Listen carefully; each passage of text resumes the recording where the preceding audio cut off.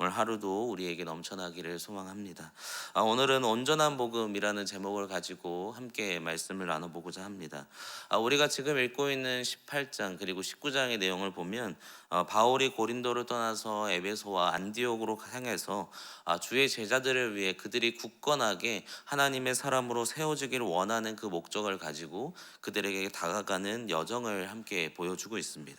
그런데 그 중간에 우리가 잘 아는 이 바울의 내용만 등장하는 것이 아니라 오늘 우리가 읽고 있는 24절에 또 한 사람이 등장하는데, 24절에 가서 보면 알렉산드리아에서 난 아볼로라 하는 유대인이 등장하고 있습니다. 그러니까 여기서 등장하는 이 아볼로라는 사람이 좀 뜬금없는 모습인 것 같지만, 오늘 어찌 보면 우리가 24절부터 우리 28절까지의 내용과 그리고 19장 1절부터 7절까지의 내용이 두 가지가 사실은 병행해서 같이 나오는 구절인데, 24절에 나오는 이 아볼로라는 사람은 이런 사람이었다라고 얘기합니다. 우리 24절 말씀인데요, 24절은 우리 다시 한번 읽겠습니다. 함께 읽겠습니다. 알렉산드리아에서 난 아볼로라는 유대인이 에베소에 이르니 이 사람은 언변이 좋고 성경에 능통한 자라. 여기서 말하는 이 아볼로라는 사람은 성경에 굉장히 능통한 사람이었습니다. 그러니까 성경에서 말하는 것이 무엇인지를 이미 잘 배웠고 그것을 가지고 전할 수 있는 언변도 뛰어난 사람이었습니다. 그러니까 유창하게 어떤 사람들이 예수에 관해서 물어볼 때 그것에 관해서 얘기해 줄 수 있는 사람이 바로 이 아볼로라는 사람이었습니다. 그런데 이 아볼로라는 사람에게 한 가지 부족한 것이 있었습니다. 분명히 탁월하고 모든 것이 뛰어나서 여러 사람에게 유익을 주는 사람이었던 아볼로였지만 그에게 부족한 부분이 한 가지가 있었는데, 바로 성령 세례를 알지 못했다라는 것입니다.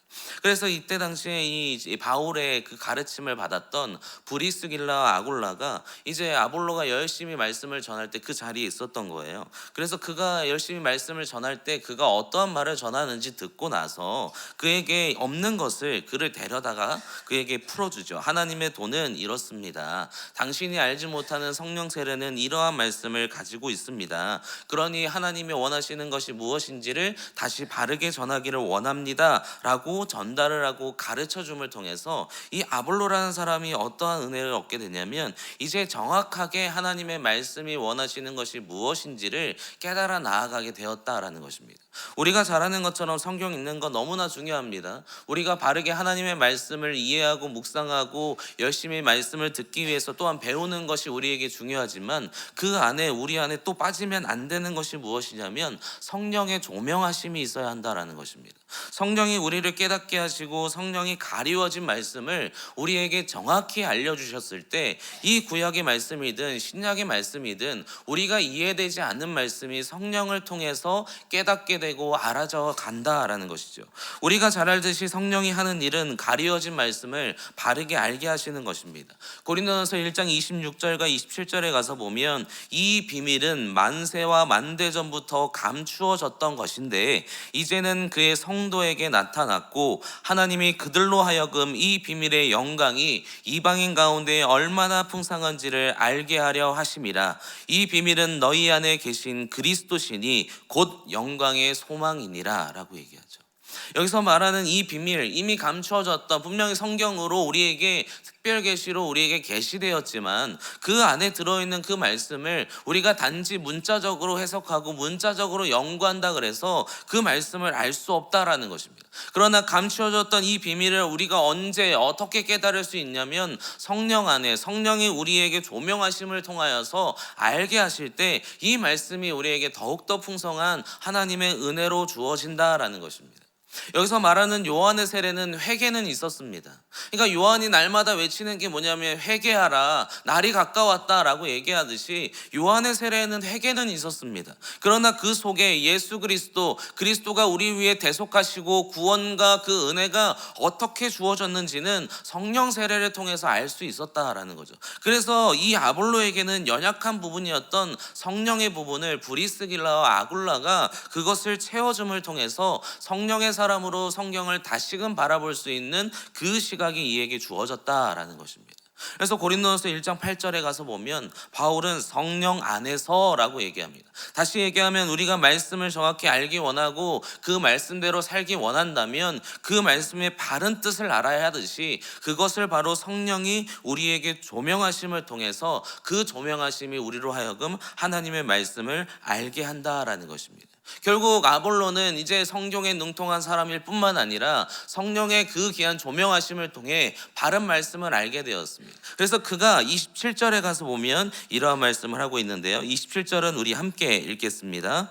아볼로가 아가야로 건너가고자 하므로 형제들이 그를 격려하며 제자들에게 편지를 써 영접하라 하였더니 그가 가매 은혜로 말미암아 믿은 자들에게 많은 유익을 주니라고 얘기하죠. 이제는 말씀이 어떻게 전달돼야 되고 그곳에서 예수 그리스도가 어떻게 전해져야 되는지를 아는 아볼로가 많은 사람들 앞에 가서 그들에게 유익을 주는 사람이 되었습니다. 심지어 28절에 가서 보면 성경으로서 예수는 그리스도라 증언하여 공중 앞에서 힘있게 유대인의 말을 이기밀어라 라고 얘기하죠. 유대인들이 그들과 함께 계속해서 논쟁을 할 겁니다. 근데 그때 성령의 종명하심을 따라 성령을 아는 이 예수 그리스도를 증언하는 이 아볼로를 누구도 이기지 못했다라는 거죠. 어려움 속에서 이기심이 온전히 이 아볼로에게 주어졌다라는 것입니다. 결국 우리 안에 필요한 것은 무엇이냐면 성경을 읽고 묵상하는 것, 그리고 또한 그 묵상하고 읽을 때 우리에게 깨달음을 성령께서 주실 것을 우리가 간구하는 은혜가 오늘 우리에게 있기를 주님의 이름으로 소망합니다. 이 감추어졌던 이 비밀이 결국 우리에게 주어짐을 통해서 아볼로는 탁월한 선교자이자 전도자로서 그의 역할을 감당하게 됩니다.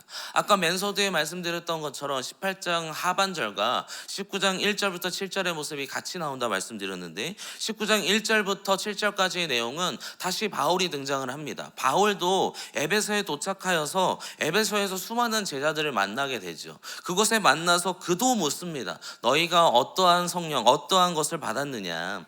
그에게 너희가 성령을 받았느냐라고 얘기했을 때 19장 4절에 가서 보면 바울이 이르되 요한이 회개를 세례를 베풀며라고 얘기하죠. 그러니까 이미 1절부터 3절 내용을 보면 그들도 우리는 성령을 알지 못합니다. 우리는 지금까지 요한의 세례만 알 뿐이지 회개의 세례만 알 뿐이지 아직 성령에 대해서는 알지 못합니다 라고 얘기하죠.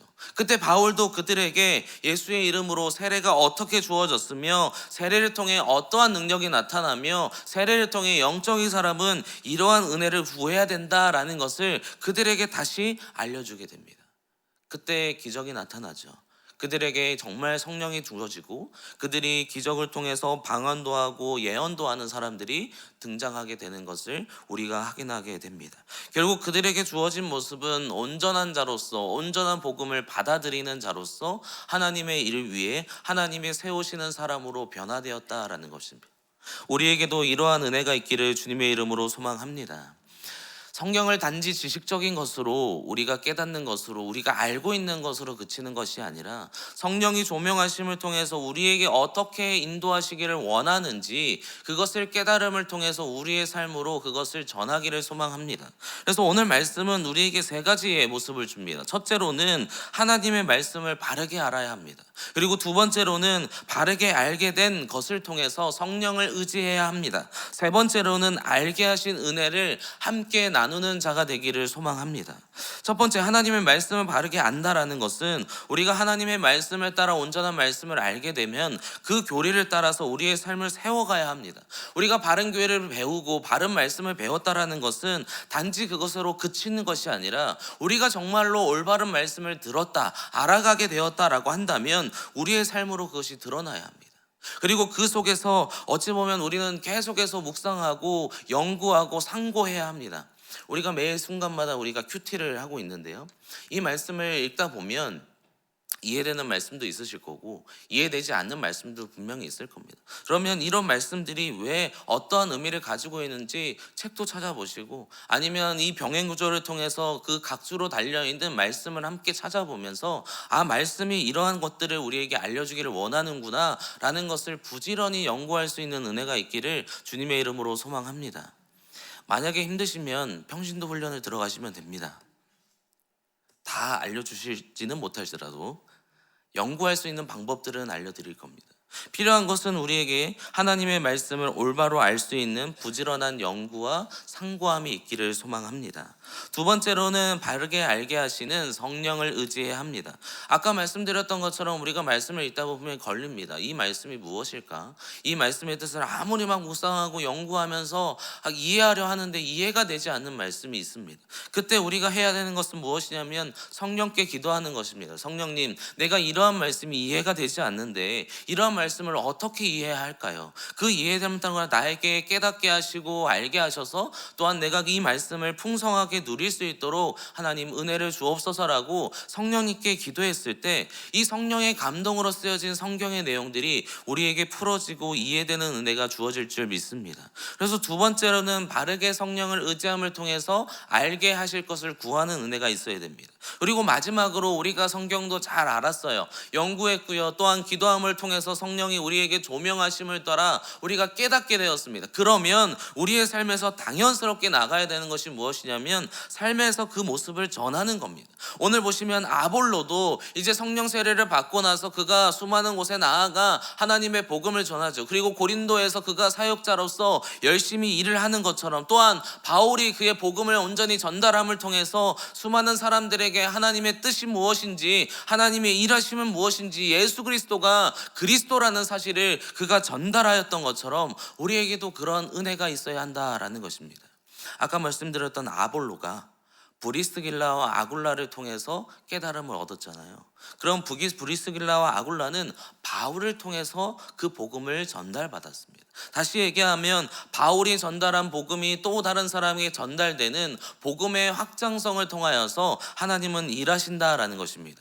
우리에게도 동일한 복음의 확장성이 우리에게 있기를 주님의 이름으로 소망합니다. 우리가 다음 주에는 총동원 주일로 함께합니다. 그리고 하반기에는 우리가 총동원 전도주일로 또 함께합니다. 그때 우리가 함께 해야 되는 것은 무엇이냐면 복음을 받은 자로서 복음을 전달하며 복음을 널리 알리는 그 은혜가 우리에게 있을 때 우리가 바르게 하나님의 말씀을 듣고 깨닫는 자의 삶을 살아가는 은혜가 오늘 우리에게 있는 줄 믿습니다. 그러므로 오늘 하루를 살아가시면서 하나님의 말씀을 계속해서 상고하시고 또한 깨달음을 위해서 기도하시고 또한 그 속에서 깨달음이 우리에게 주어졌다면 그 속에서 실천하며 전할 수 있는 은혜가 오늘 우리에게 있기를 주님의 이름으로 소망합니다. 말씀의 결론입니다. 오늘 말씀은 우리에게 단지 성경에 능통한 자로만 살아가라고 말씀하지 않습니다. 성경을 깨닫고 알게 된다면 아볼로와 같이 능히 이기는 자, 바울과 같이 수많은 사람을 변화시키는 자로 살아가기를 원하시는 하나님의 뜻을 온전히 우리가 깨닫고 그 삶을 오늘 하루도 아니 우리의 평생의 삶에서 이러한 삶으로 살아가는 은혜가 오늘 우리에게 있기를 주님의 이름으로 소망합니다. 함께 기도하겠습니다.